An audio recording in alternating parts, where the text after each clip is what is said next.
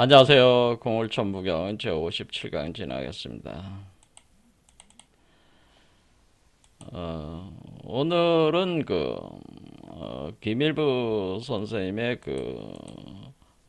금화 정형론을 토대로 해서 그 천부경과 그 매칭이 되는 부분들을 진행을 해보겠습니다. 어, 우리가 이제 동학이 이제는 순 최재우 선생에 의해서 이제 등장을 한 거잖아요. 그래서 순최재우 선생이 1864년에 대구 감영에서 차명을 당하셨고, 그리고 오심적 여심의 심심상인의 신법으로 최재우 선생이 자기의 마음을 최시영 선생에게 심어주는 거죠. 그 적통을 전수를 해가지고 2대 교주가 최시영 선생이 됐는데, 해월 최시영 선생이 그 동학을 완전히 토대를 잡아서 번성하게도 그 중흥기를 이끌었는데, 그러나 결국 그 무능한 조선 정부와 일제의 침탈 속에서 결국 동학혁명이 이제 좌절을 일으키면서 이분도 1898년에 체포가 돼가지고 이제는 또 사형을 당하시게 됩니다. 이러면서 우리 조선, 이때 이제 조선 말이죠. 조선 말기는 엄청난 그 격동 시기에 이제 들어와 있었는데, 이때의 그 주변 상황과는 무관하게 충청도 연산이라는 곳, 지금 논산인데, 거기에 그 김일부라는 분이 출연을 하셔가지고 우리 한민족의 그 개벽 사상을 새로운 역학적 체계로 구성을 해냈습니다. 그래서 그것을 정역이라고 해서 이름을 지어가지고 세상에 이제 드러내게 된다고 하는 거죠. 그러니까 동학과 정역은 동시대에 등장을 해서, 이분도 김일부 선생께서도 1898년에 돌아가셨으니까 최시영 선생이 돌아가신 연내 동년에 이제 돌아가신 거예요. 그러니까 이때 이제 동학과 정역은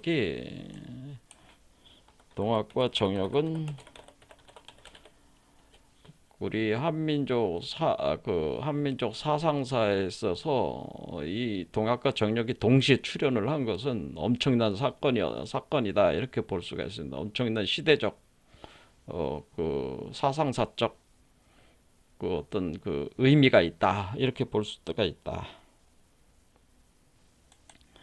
그런데 동학은 나름대로 연구하는 사람들이 많이 있었고, 그럼 또 이제 동학 농민혁명이 굉장히 어, 그 동학 농민혁명이 주는 것이 일종의 민중민주주의의 어떤 그런 것을 전개를 하는 이쪽의 그 독재 정권에 항거하는 그런 사유 체계를 구성하는 데 상당히 좋은 측면이 있기 때문에 동학은 여러 가지 측면에서 많이 활용을 하면서 관심들을 가졌습니다, 세상 사람들이. 하지만은 정역은 그 자체가 주역이라고 하는 굉장히 고도의 사유 체계로 구성을 해놨기 때문에 역학 전문가들도 정역을 이해를 못한다, 잘 이해를 못할 정도로 수준이 높다고 하는 거예요, 이 정역이. 그러니까 정역은 소위 주역을 공부했다고 하는, 역학을 공부한 분들도 전문적으로 역학을 전문적으로 로 공부하신 분들도 잘 이해가 안 돼, 잘 이해를 못한다, 못할 정도의 난해하다는 거죠. 난해합니다. 그래서 세상 사람들이 많이 모른다는 거죠. 그런데 제 개인적인 견해로는 이 정역을 우리가 풀어낼 수 있다면은 정말 많은 것을 이해하고 통합하는데 엄청난 역할을 되는 그런 개념들이 숨어져 있다. 저는 그렇게 제가 이미 정역을 한번 해석을 해봤기 때문에 그걸 느끼고 있다는 거죠.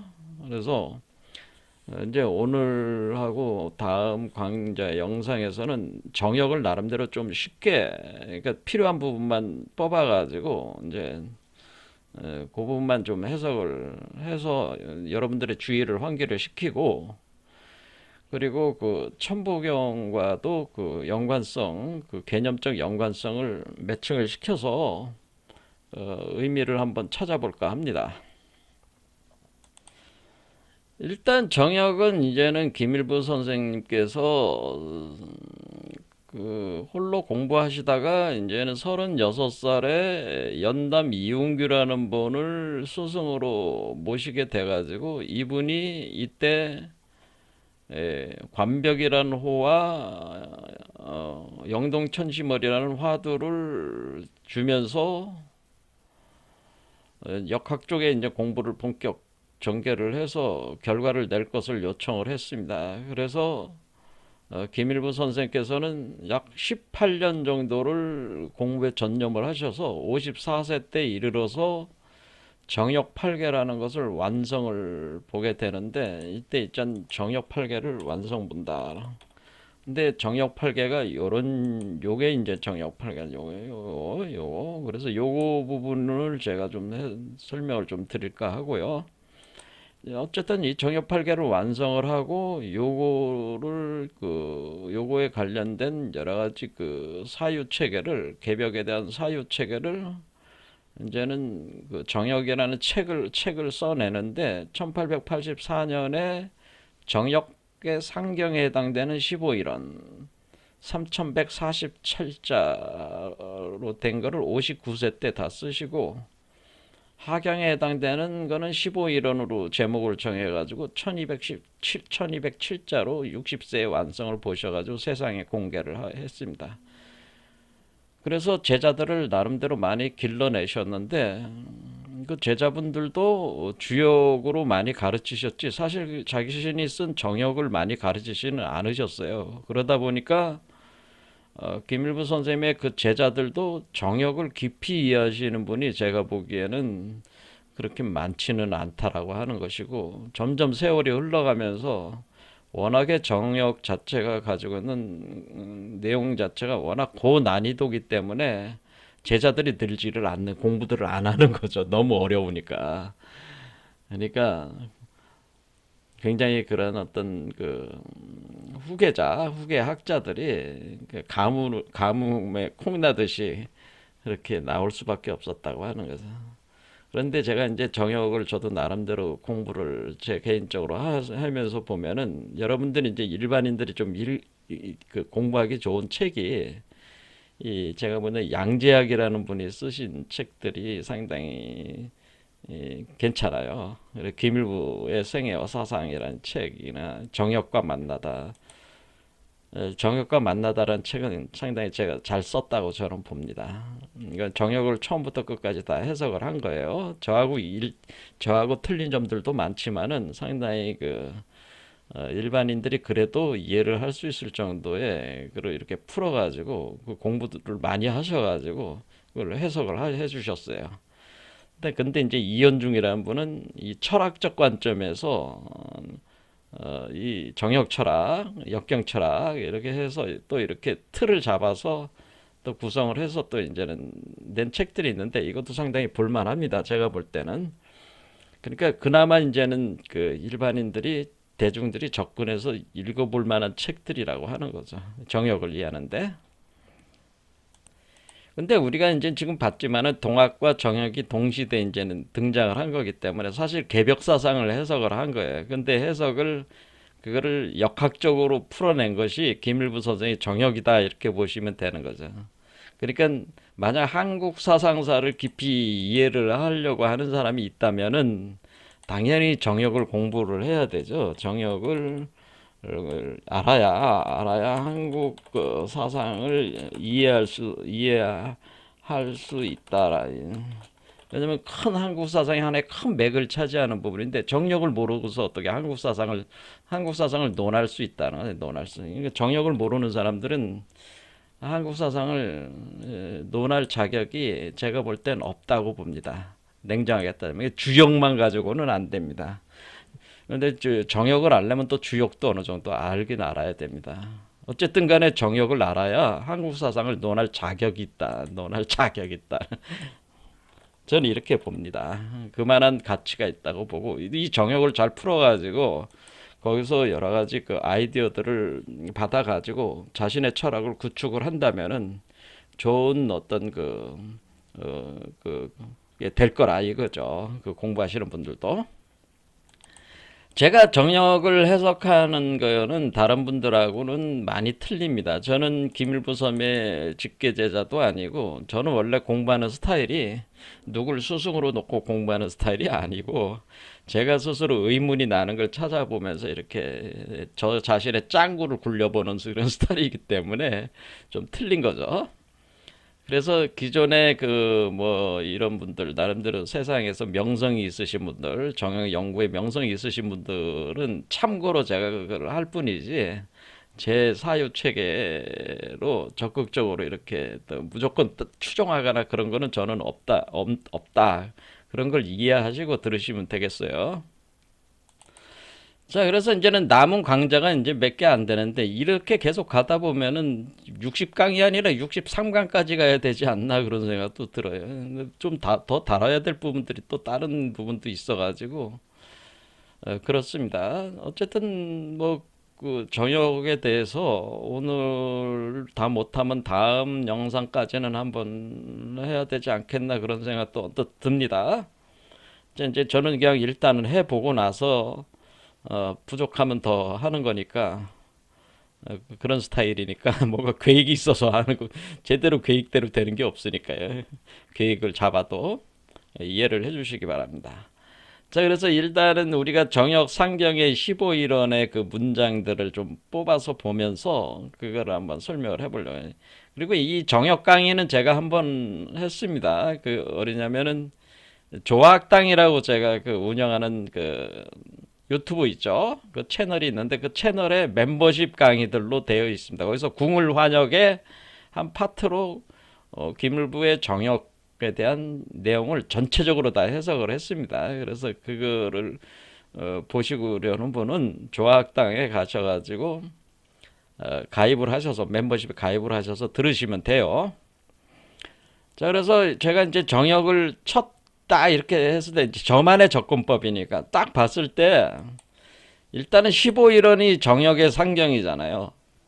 이 15일원을 딱 들어가면은 여기 왜 15일원이라고 했을까? 왜 이 상경을 15일원이라고 하고 하경을 11일원이라고 왜 했을까? 왜 이렇게 15일원, 11일원 이렇게 숫자를 해놨잖아요. 그러니까 천부경하고 스타일이 비슷한 거죠. 숫자로 만든 거야, 숫자로. 숫자로 그 제목을 정해놓은 거니까 상경, 하경 이름을 정해놓은 거니까. 그래서 뭐냐면은 여기 이제는 15이런 그의 문장들을 쭉 읽다 보면은 앞부분에 무국십 이제 표현 있죠. 무국십 그 다음에 태극일 이렇게 돼 있어요. 그래서 10은 무국을 가리키고 1은 태극을 가리키고 요 사이에 합토 그래서 10과 1이 합하면은 토 한자로 토가 되잖아요. 그러니까 합하면은 토가 되는데 그러니까 11이 되는 거죠. 11. 그 중에 거중 뭐가 그 중간에 중수로 거하고 있는데 그게 오황극 이렇게 해서 오황극이다. 황극 오 그래서 오황극. 그러니까 이것을 오황극이다. 그래서 오황극 하니까 이걸로 맞춰보면 황극 오 이렇게 되면 황극은 오다 이렇게 되는. 그래서 우리가 이제는 천부경을 해석하는 데 있어서도 우리가 여기 일시 무시 이럴 때 일은 태극 무는 무국. 그렇죠? 여기 그다음에 57일면 할 때 오는 환극. 이렇게 이해하시면 된다는 거죠.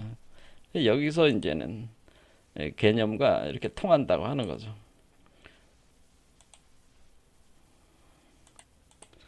자, 그래서 천부경 해석하는데도 이 숫자를 원용을 해서 연결해서 해석할 수가 있다.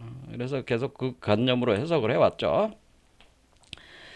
자, 두 번째는 요 개념이 있고, 두 번째는 15일은 이 상경에 처음 들어가는 게 오호 방고화, 이 말이 굉장히 중요하다고 보는 거죠.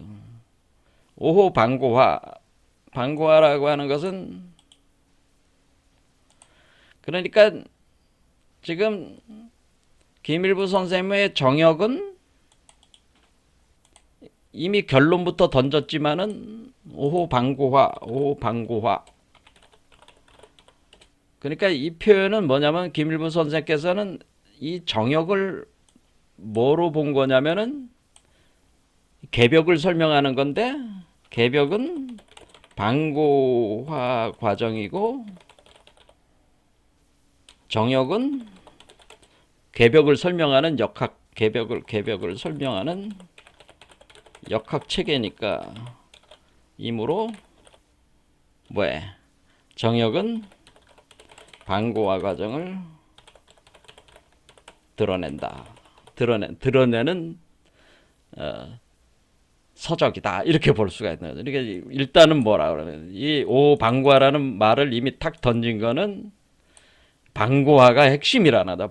방고화 과정을 통해서 방고화 과정이 바로 정역 내용이라는 방고화 과정을 설명하는 것이 방고화 과정을 설명한다는 방고화 과정을 설명하는 방고화 과정이 꼭 개벽의 과정이고 방고화 과정을 설명하는 것이 그래서 정역의 내용이 방고화 과정을 설명하는 내용이다.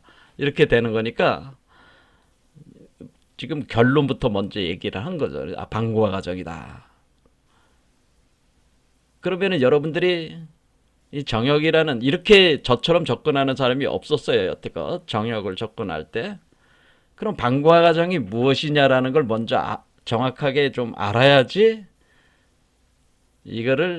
그거를 먼저 딱 전제로 해가지고 이걸 풀어나갈 수가 있는 거예요. 이렇게 지금 먼저 결과부터 얘기를 한 거죠. 방고화 과정이다. 정역을 방고화 과정을 설명하는 것이다. 그러면은 이거를 다른 말로 하면은 천부경은 또 다른 말로 만약에 정역이 천부경을 설명하는 거라면은 천부경은 방고화 과정을 설명하는 텍스트다. 이렇게 볼 수가 있는 거죠. 그리고 정역은 천부경을 설명하는 역학적 체계다. 뭐 이렇게 이렇게도 볼 수가 있는 거예요. 그러니까 우리가 천부경이라고 하는 것을 해석하는 거를 정역으로 할 수가 있고, 그 정역이 방고화 과정을 설명하는 거니까 천부경은 방고화 과정을 설명하는 81자 문장이다. 문장 구조다. 이렇게 이해를 할 수가 있다. 만약에 천부경과 정역이 쌍대성 원리에 따라서 역학적 원리로 정역은 설명을 한 거고 천부경은 81자로 설명한 거야. 근데 두 개는 사실 같은 거야. 이렇게 볼 수도 있는 거죠. 이렇게 쌍대성 원리 개념으로. 자, 그렇게 보면은 우리는 그게 같냐 안 같으냐는 이제 해석을 해보면 이제는 안다는 거죠. 자, 그래서 주제가 뭐예요? 결국 이제 결론은 저는 결국 천부경은 방고화 과정을 설명한 것이다. 이렇게 보는 거예요. 자, 그럼 방고화 과정이 뭐냐? 이런 걸 알아야 돼요. 방고화 과정이 뭡니까? 이렇게 할 때 방고화 과정이 방고다 할 때 방고. 그럼 방고화라고 하는 건 뭐냐? 아, 이것은 방고화라고 하는 것은 이 방고화라는 것은 방고로 변화한다는 뜻이잖아요. 그러니까 모든 사람이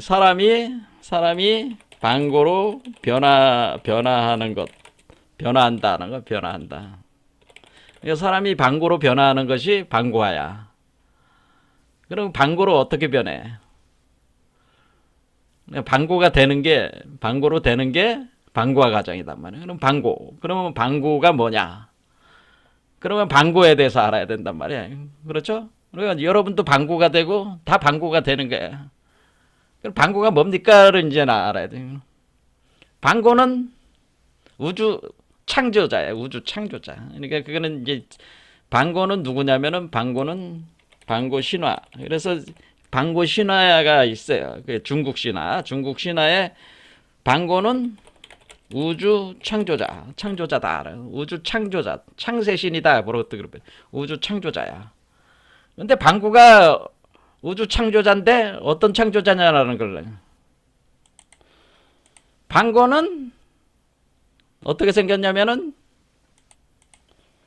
이렇게 생겼어요. 이렇게 방구.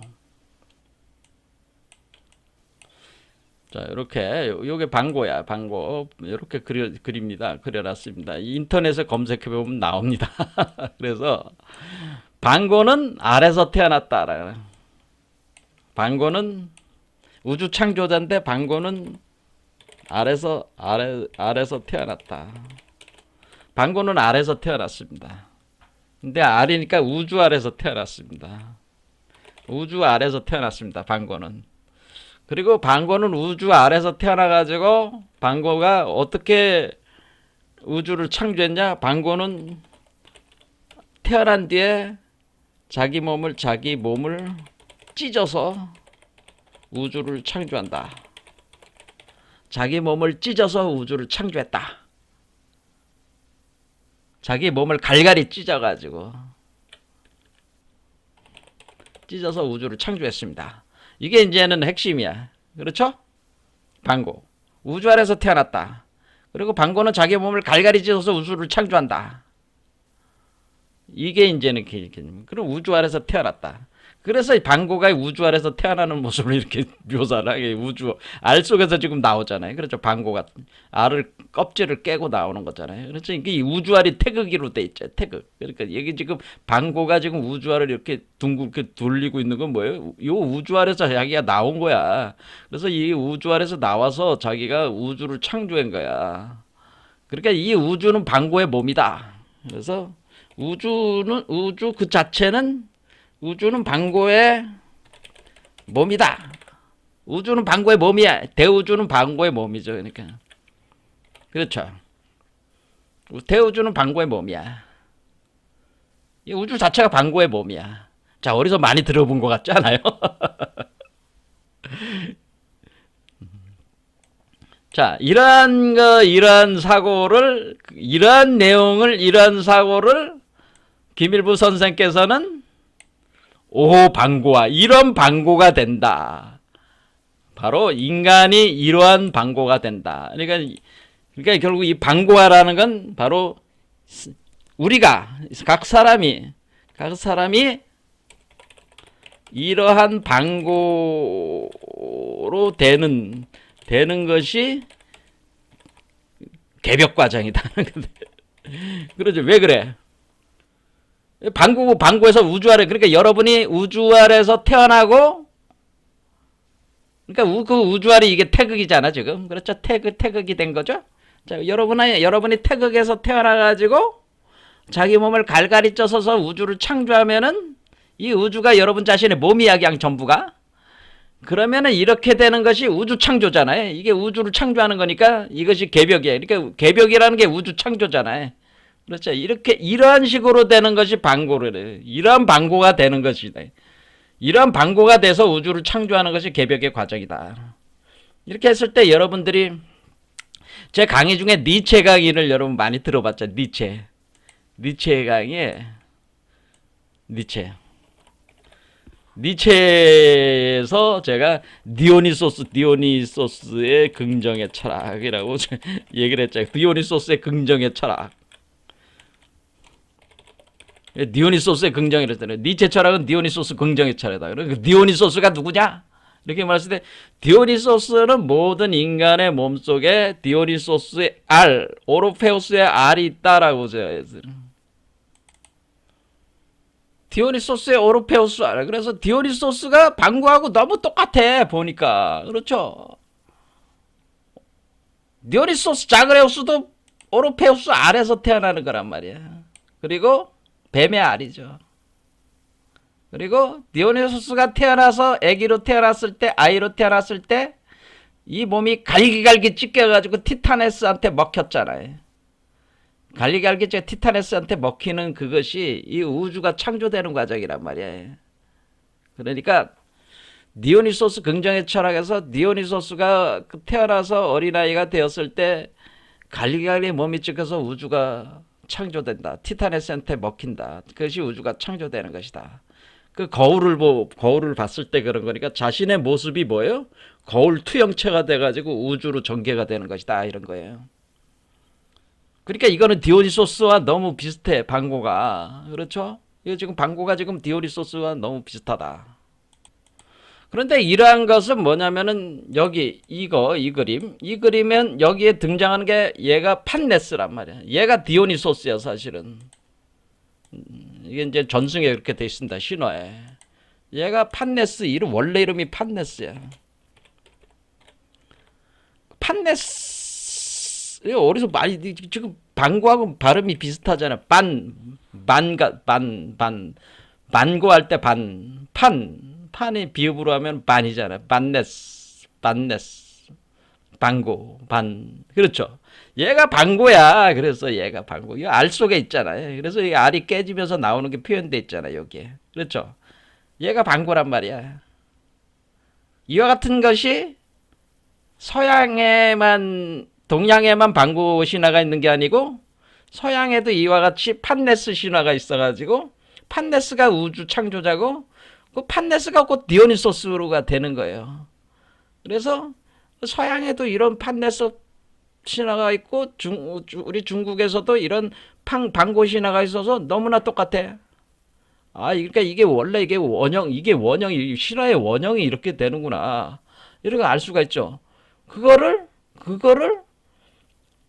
김일부 선생이 그거를 뭐 서양의 그 판네스 신화나 디오니소스 신화를 알아서 그런 게 아니고 이분이 중국의 방고 신화를 가져다 이렇게 쓰는 것에는 어떤 여기 통찰이 여기에 번뜩인 거죠. 이렇게 딱, 이게 인간이 말이야. 그 신선이 된다고 하는 게 인간의 개벽이 일어난다. 우리가 지금 개벽 현상이라고 하는 것은 결국 이 방고화 과정이구나. 이거를 김일부 선생께서 완전히 통찰을 이뤄낸 거죠. 그렇죠. 그것을 그래서 오호방고화 딱 써놓은 거란 말이야. 그러니까 얼마나 놀라워요. 이게 저의 철학인데 똑같아. 그렇죠? 근데 이러한 철학을 아무도 그러니까 지금 여러분들이 그 최순 선생이나 그 최시영 선생의 동학을 하신 분들도 물론 뛰어나지만은 방고화 야 다른 말 다 쓸데없는 얘기하죠. 방고화야 개벽은 그렇게 딱 한마디로 딱 정의를 딱 해주잖아요. 그리고 정역은 이 방고화 과정을 설명하는 거야.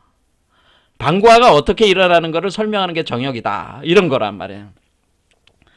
자, 이해가 되시죠? 그래서 이제는 다시 이제 정리해가지고, 얘가 방고구나라고 하는 거를 여러분들이 먼저 수용을 해주시면 좋겠습니다. 이거는 방고입니다. 얘가 방고.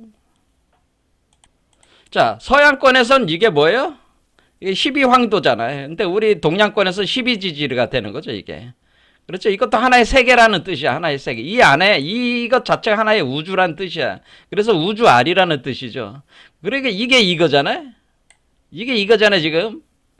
그러니까 이게 이거라는 거를 알고 이게 방고잖아요. 그러니까 이게 방고니까 이거를 분석을 함으로써 그러니까 우리는 지금 뭐를 공부를 해야 되는 거냐면은 우리 인간 자체가 이거를 소우주적인 인간도 이해를 해야 되지만은 도대체 이 우주알 속에서 어떤 일이 일어나고 있느냐라는 거를 우주 알에서 어떤 메커니즘이 작용하느냐 이런 거를 여러분들이 뭐해?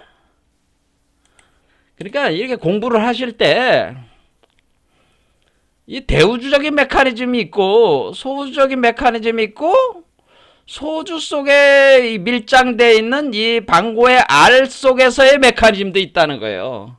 그래서 이 세 가지 메커니즘을 항상 염두에 두면서 이것을 논리적으로 설명해 내야지 이것이 이해가 된다고 하는 거죠. 대부분의 사람들은 지금 이 영성 쪽 공부하시는 분들은 이것 자체의 내부적 메커니즘이 어떻게 이것이 구성돼 나가는가에 대한 이해력이 없었단 말이야. 그래 맨날 뚱구름 잡는 얘기가 돼버린단 말이야. 그러니까 이게 무슨 얘기하는지를 모른단 말이야. 이게 뛰어난 영성가들이 남긴 그 기록들, 수행 방법들을 이렇게 보면은 왜 그렇게 수행을 해야 되지? 뭐 그런 거에 대한 그 충분한 이유를 알 수가 없는 거예요. 이걸 모르면은. 그래서 이거를 이 세계에 대한 충분한 그 인식을 가지고 이걸 진행해야 된다. 자, 그래서 어쨌든 우리는 그 김일부 선생이 방구화 과정이라고 하는 것을 알았어요. 이걸 방구화 과정이라고 한다. 이거를 그렇죠. 그러니까 우주알은 곧 태극이고 태극이 성장하는 거죠. 그렇죠. 그래서 자기 몸을 갈갈이 이게 우주알 태극을 찍고 나오면은 그 태극이 커져 나가는 거지 사실은. 그리고 우주를 창조하면 이 우주 자체가 여러분의 몸이야. 대우주가 방구의 몸이야. 그게 어떻게 이게 밖으로 나왔을 때가 그렇죠. 만들어져서 딱 나왔을 때 알을 깨고 나온 거니까 이것이 개벽의 과정이야. 이렇게 봐. 자, 이런 개념을 가지고 이제 토대를 가지고 이제는 얘기를 진행을 한다. 그러면은 우리가 신무극, 일태극, 오왕극 이렇게 되는 거죠. 자, 그러면은 우리가 이 과정을 그 다음에 이제는 설명을 할 때 보겠습니다. 자, 신무극, 일태극, 오왕극. 자, 이거 설명하는데 또 설명할 수는 없죠. 여러분 여전히 많이 봤습니다.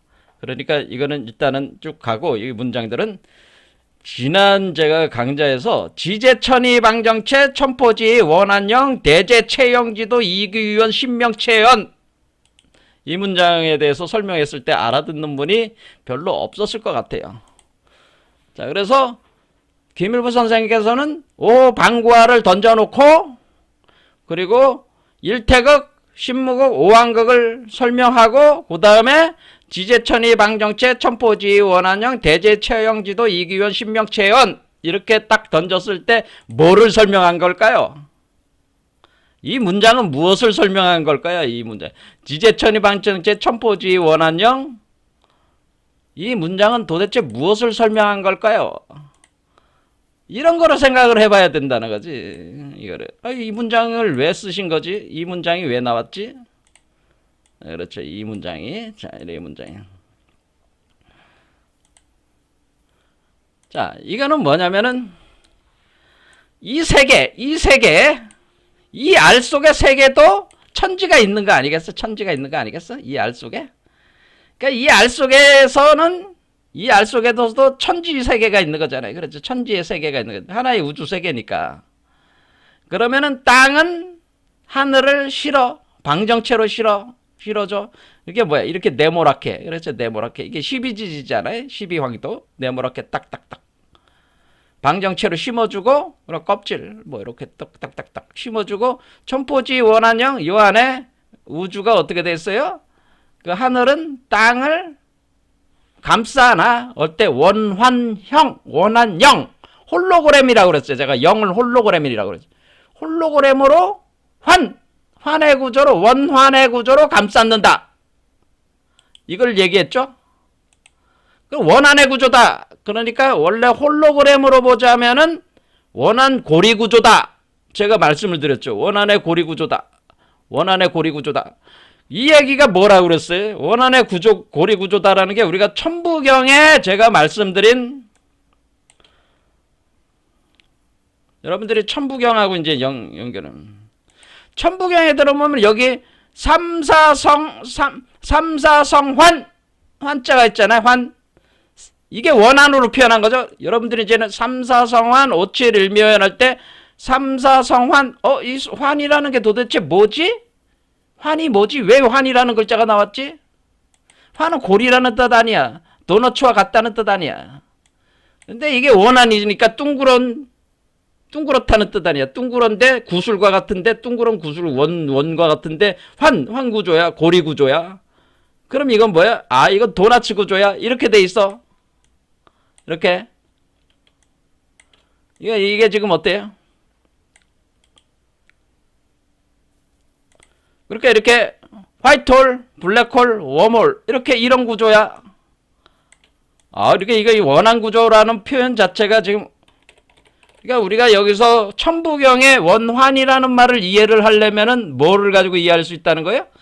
바로 정역에 나와 있는 천포지 원한형, 여기서 알 수가 있다. 천포지 원한형의 원환. 아, 이게 환이 글자가 같더니 0. 그런데 그것이 홀로그램으로 감싸 있고.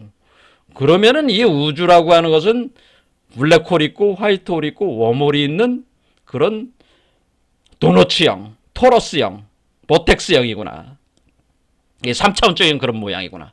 라는 거를, 이거는 그러니까 그래서 그렇게 된 뒤에 그 원안의 구조가 된 뒤에 체형지도, 그래서 거기서 방정체는 땅, 영은 하늘, 홀로그램 이렇게 해서 체형이 돼가지고 이기유원, 이와 기가 거기에 있어. 이와 기가 몰려 들어가지고 신명이 모여서 모여든다 거기에. 그래서 그 신이 밝고 밝은 신이 모여들어. 자, 그러면 뭐라는 걸 알 수 있어요? 지제천이 방정체 천포지 원한형 대제체형지도 이기유원 신명체현이라고 하는 것은 바로 요 구조에 만드는 메커니즘이라고 하는 걸 알 수가 있는 거죠. 요 구조에, 요거의 요 우주 아래 구조, 이 우주 아래 구조를 얘기를 하고, 이 우주 알 속에 이기가 모여가지고 신명이 모여드는 현상을, 신명이 모여들어서 여기가 천지 만물이 형성되는 요 우주 아래 만들어지는 메커니즘을 여기다가 이렇게 써놨다는 걸 알 수가 있는 거죠.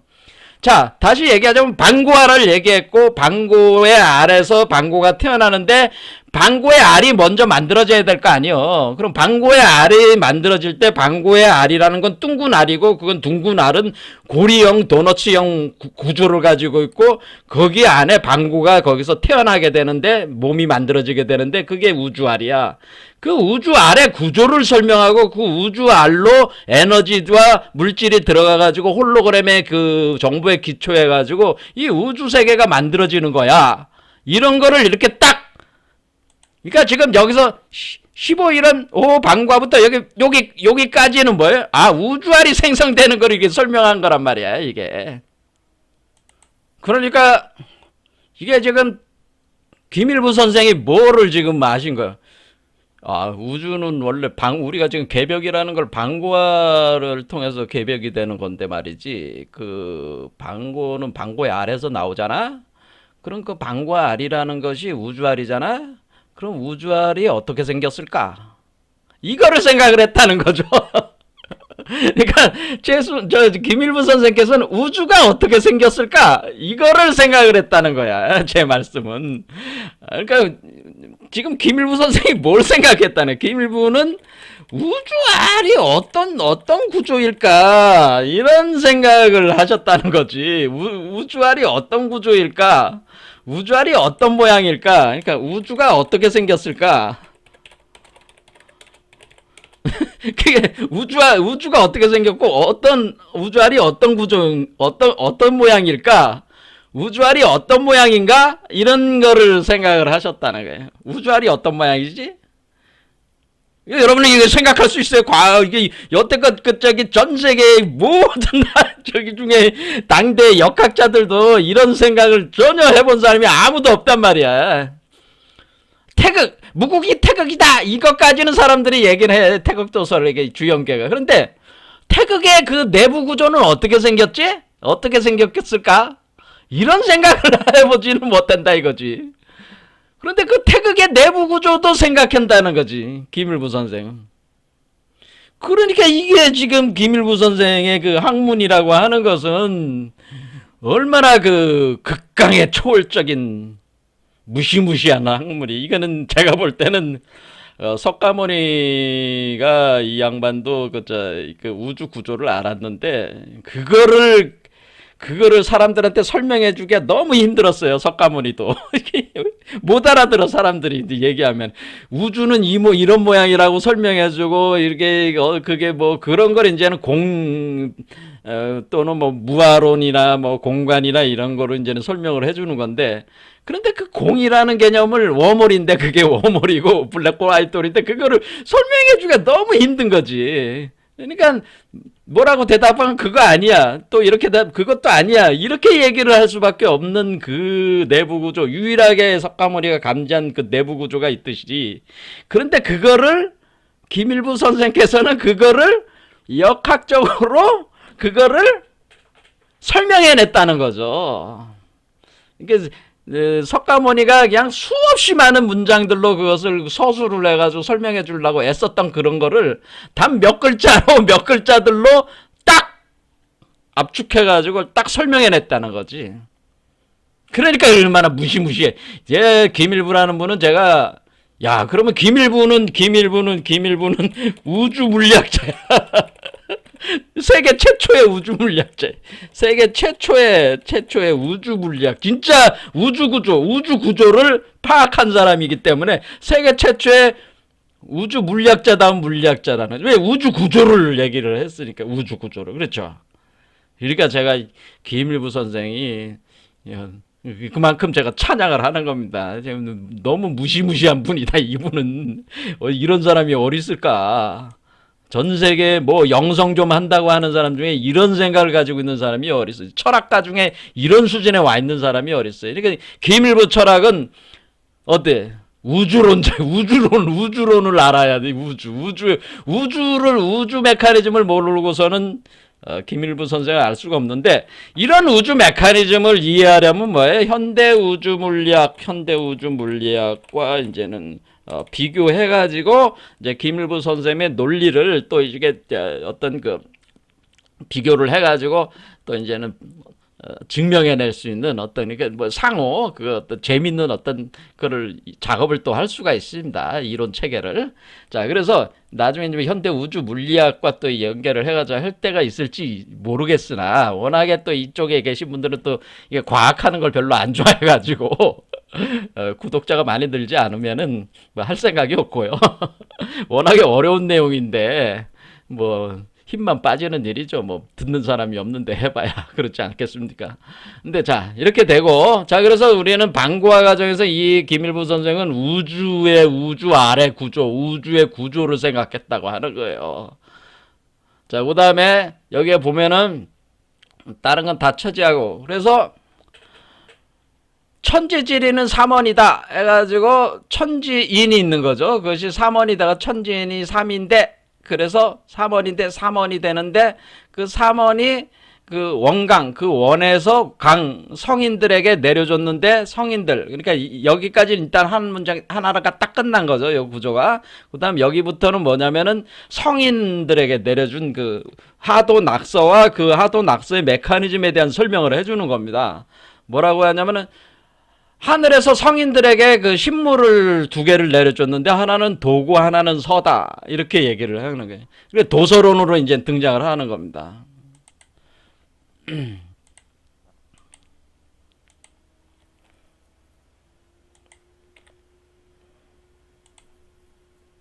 자, 그러니까 여기서 이 하도와 낙서가 성인들이 이제 받게 되고, 그렇죠. 성인들이 이제 파악을 하게 된 것이고, 하도는 후천의 원리, 후천을 설명을 하는 것이고, 이거는 선천이 아니고 후천이다, 이렇게 한 거예요. 그리고 왜 후천이라고 그러냐면은 아래로 하강하는 거잖아. 하강하는 것에 포인트가 있으니까 이걸 후천이라는 거야. 우리의 물질적인 메커니즘, 물질. 그 다음에 이거는 정신적인 메커니즘, 상승하는 거. 이것은 선천의 세계를 밝혀주는 것이다. 그러니까 낙서는 사실은 선천 메커니즘이다라고 하는, 선천에서, 그러니까 우리는 하도라는 것은 원래 선천에서 후천으로 된 뒤에 후천이 그 세계로 전개하는, 이렇게 하강하는 메커니즘을 설명해 주는 건 하도요. 그 후천세계가 끝나고 선천세계가 들어가지고 선천세계에서 다시 상승해 나가게 만드는 것은 낙서다. 그 이치를 설명 낙서다. 그래서 후천선천 이렇게 설명. 후천선천. 자, 그래서 우리는 여기서 선천후천이라는 개념이 선천이 있고 후천이 있고 이런 선후 개념이 아니라는 걸 알 수가 있죠. 왜냐면 후천이라고 할 때 우리는 후천을 뒤라는 후자를 안 쓰고 임금 후자를 썼단 말이에요. 임금 후천. 그래 뭐 황후라는 개념이에요. 후천. 선천은 앞이라는 개념을 썼지만 앞에 선천은 앞에 앞선 먼저 선자를 썼습니다. 그래서 원래는 우리가 이게 뒤후자도 되는데 후천이 여성 후자도. 그러면은 선천은 선천 원래 그러니까 이게 그러니까 지금 우주에 대해서 이제 설명을 한 건데 이것도 뭐냐면 이 우주라고 하는 거 그러니까 이걸 일단은 빼놓고 이것도 인간도 소우주잖아요. 그러면 이 소우주에 있는 인간들 중에서 소우주체로서 그 성인들이 등장을 하는 거잖아요. 등장. 그래서 성인들에게 하도와 낙서를 줌으로써 이 성인들이 하도와 낙서를 가지고 우주 이치를 이렇게 볼 수가 있는데 그때 이 우주 메커니즘이 운행되는 거를 하도로 볼 때는 하도는 하늘에서 땅으로 내려가는 것이요. 후천은 하늘에서 땅으로 투영되는 것이요. 그래서 천에서 지루 가는 거죠. 천에서 지루 가는 것이요. 그리고 낙서는 지에서 천으로 가는 거죠. 지에서 땅에서 하늘로 올라가는 거죠. 지에서 하늘로 올라가는 거예요. 이렇게 되는 것이다라고 하는 거죠. 그래서 이게 이렇게 된 뒤에 그 다음에 그래서 후천선천 이렇게 도서의 이치는 후천선천이다.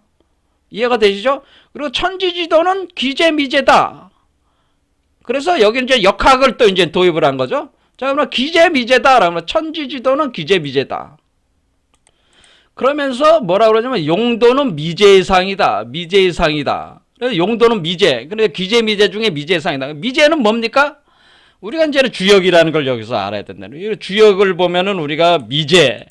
그러면 64개, 주역 64개 중에 63번째가 수화기재, 64번째가 화수미재란 말이에요. 그러면 수화로 이루어져 있다는 걸 알 수가 있어요. 그러면 수는 감개고, 화는 리개야. 그러면은 화수미재다. 그러니까 용도상은 용도. 그러니까 용도라는 건 하도죠. 하도, 용마하도에서 나온 거니까 하도의 상은 화수미재라는 거예요. 그러니까 하도상은 태양이 밑에는 물이 있어가지고 하수상은 뭐예요? 여기 태양빛이 빛을 발해가지고 이 물 쪽으로. 그러니까 이게 화이트홀이 되는 거죠. 이게 화이트홀이고 이건 블랙홀이다라는 거죠. 화이트홀은 뭐예요? 이게 빛이 방출되는 거 아니에요? 빛이 방출되니까 가운데는 구멍이 나는 거죠. 그렇죠. 왜냐면 에너지가 빠져나가니까 가운데는 비어지어 나가는 거죠. 그리고 빛이 방출하는. 그러면 얘는 빛이 방출되는 블랙홀은 뭐예요? 블랙홀, 이 구멍이 있는 쪽으로 들어오는 거죠. 이게 그렇죠. 이 빛이 방출돼서 불로 들어오는 거죠. 그러면 이건 물이란 말이야. 그러면 이거는 화수미재상이다. 그러니까 우리가 하도는 하늘에서 땅으로 내려오는 거니까 하늘은 불이 있고 근원 태양이 있고 땅에는 인간의 그 물이 있어가지고 이것은 화수미재다. 화수미재가 되는 것이고, 그렇죠. 화수미재가 되는. 그러면은 우리가 낙서의 상은 그래 여기 이제 나올 때 그러면 다시 귀서 그러니까 거북이가 등에 지고 나온 그 낙서의 상은 기재의 상이다. 수화기재 상은 뭐냐면은 그러면 하늘에서 태양불이 땅의 물 속으로 들어갔으면은 그 물 속에 태양은 이 아래로 와 있고 물이 위로 오는 거 아니에요. 그렇죠. 물이 위로 가는 거니까. 자, 그러니까 이치를 따지면은 이 화는 빛이고, 그렇죠. 이 화는 빛이 되고, 요거는 물이 되는 거죠. 물이 되고, 그 다음에 여기 이쪽에 있는 이거는 화잖아요. 요거는 불이 되고, 그렇죠. 요거는 불이 되는 화라는 거죠. 화인데, 요거는 불이야, 얘는. 그래, 왜냐면은 이 빛이 들어와가지고 불로 뭉쳤어, 요 안에. 그러면 물이 끓어오를 거 아니에요? 물이 불구구구구구구 끓어오르면 증기가 돼서 올라가. 그러면 이거는 증기가 기가 돼서 올라간 거죠. 기가. 그렇죠. 기가 돼서 올라가서 머리에 와서 차가워져 가지고 여기서 산에다가 물을 뿌리니까 여기는 뭐예요? 여긴 또 여기도 수인데 물인데 예. 여기 이 밑에 있는 물은 뭐예요? 밑에 물은 바닷물이고 위에 있는 물은 계곡물이다. 이렇게 생각하시면 되는 거지.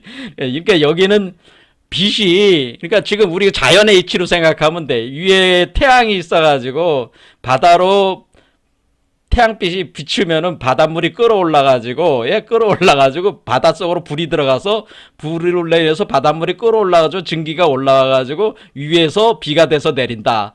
이게 이제 그렇게 보면은 우리가 하도상은 화수 미제 그렇죠? 그 다음에 낙서상은 수화 기제다 이렇게 되는 거죠. 이해가 되죠? 그러니까 우리는 하도는 하늘에서 땅으로 내려오는 것이고 낙서상은 땅에서 하늘로 올라가야 되는데 그러면 땅에서 하늘로 올라가려면 뭐가 필요하다는 거예요? 땅에서 하늘로 올라가려면 불이 필요하다는 거죠. 불이 들어와가지고 불이 그 변성을 일으켜서 불로 뭐로 만들어요? 그 물질을 기화시켜야 된다는 거예요. 기화. 그래서 정기신이 되는 거예요. 우리가 그래서 여기 그래서 신이 정이 되는 거. 정이 되는 것이 신기정이 내려오는 과정이고 정기신이 바로 올라가는 과정이고 이렇게 된다고 하는 거죠. 그래서 이렇게 이치를 이렇게 설명을 한 거죠. 그래서 단번에 뭐를 표현한 거예요? 하도와 낙서를 설명을 하고 그 다음에 수화기제와 화수미제라고 하는 두 가지 괴를 가지고 그렇죠. 64개 중에 마지막 63, 64개 두 개의 괴를 가지고 설명을 하신 거잖아요. 그렇죠? 이렇게 설명을 하셨고 그리고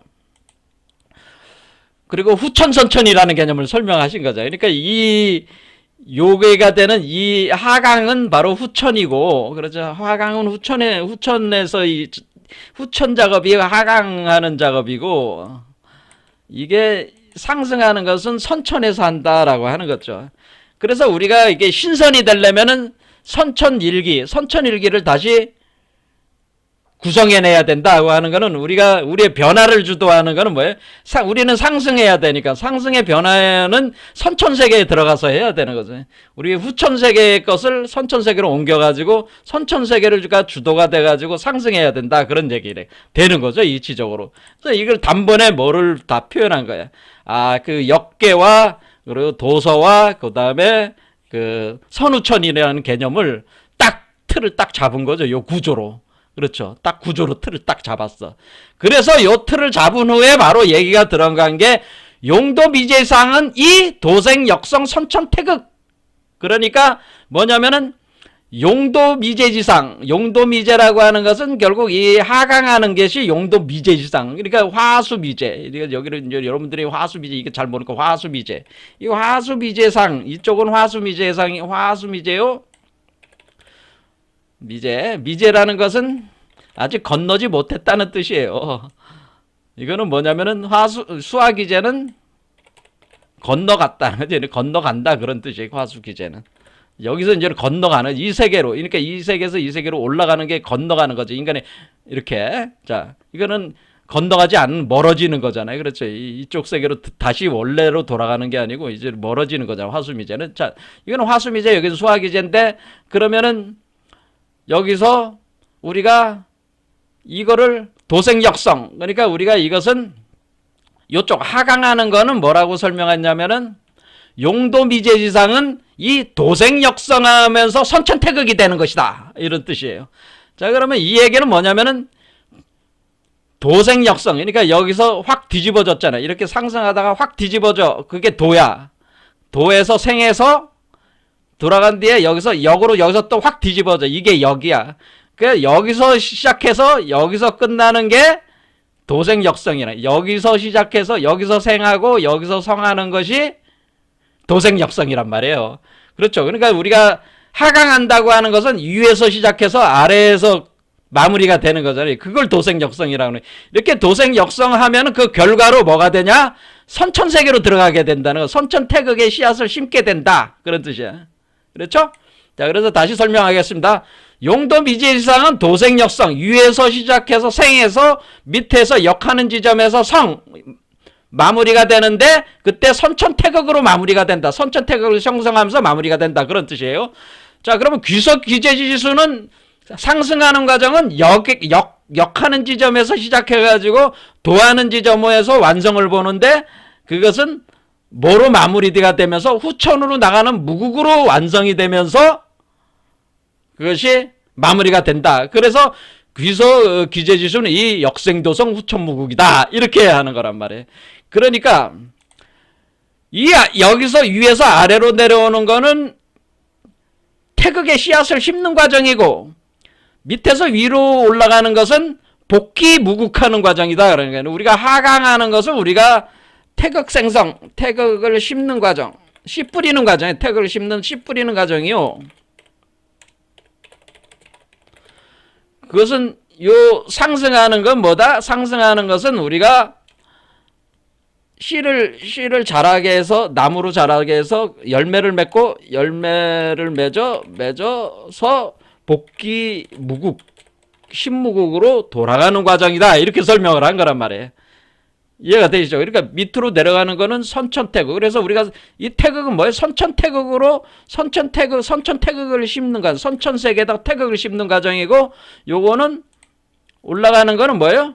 후천세계의 복귀 후천무국이 되는 거예요. 후천세계의 무국으로 이렇게 복귀하는 그 과정은 상승하는 과정이다. 이렇게 설명을 하네. 이걸 아주 단순한 이 몇 가지 문장 안에서 이미 뭐야? 이 역학적 구조와 도서의 구조, 그리고 선후천의 개념을 정확하게 파악을 하고 그 도역 생성 운동을 완전하게 틀을 딱 잡아버렸잖아, 그냥.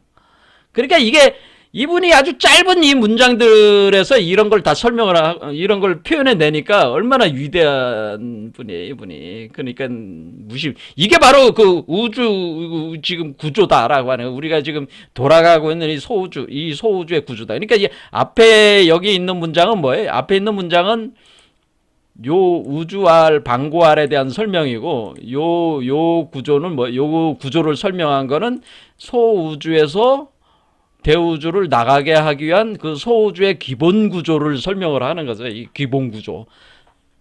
이해가 되시죠? 자, 그래서 우리가 천부경에 있어서 그러면 우리가 구변 과정은 하강하는 과정은 도생역성이고 상승의 과정은 역생도성이고 하강의 과정은 화수미제 과정이고 상승의 과정은 뭐야? 수화기제라고 하는 거죠. 이렇게. 그래서 하도, 낙서. 그래서 우리가 천부경의 수를 우리가 이렇게 할 때도 하도수와 낙서수를 다 가지고, 만약 하도와 낙서를 가지고 천부경의 수 원리에 적용해서 하겠다면은 하도와 낙서수 양쪽을 다 자유로이 쓰면서 이걸 설명을 해줘야지 이게 맞는 거죠, 이게. 하도수만 가지고 이게 될 수가 없다는 거죠. 하도수만 가지고 만약에 천부경을 해석을 한다면 반쪽짜리 논리밖에 안 된다는 거지. 자, 이해가 되시죠? 자, 그래서 우리가 굉장히 지금 심오한 얘기를 김일부 선생님이 가장 철학적 기초가 되는 이거가 이해가 되면서 그 다음에 이제는 뭐냐면은 이 뒤에 보면은 7단계로 여기서도 뭐냐면은 태양과 달, 그러니까 태음과 태양 해가지고 태음은 달이요, 태양은 태양이다. 그래서 요 태양과 달의 운동을 뭐냐면은 포태양생성종복. 그래서 7단계로 해서 복귀 무국하는 과정을 설명을 여기서 해주고 있습니다. 여기 뒷부분에서. 자, 요거는 이제 다음 시간에 또 해봐야 될 것 같아요. 내용이 많죠. 자, 하지만 이건 굉장히 그 김일부 선생님의 그 철학의 어쩌면 핵심을 꿰뚫고 들어가면서 설명을 해주는 거기 때문에 여러분들이 충분히 공부해 볼 만한 가치가 있다 생각합니다. 공부하는 사람들은. 자, 오늘 여기까지 하겠습니다. 감사합니다.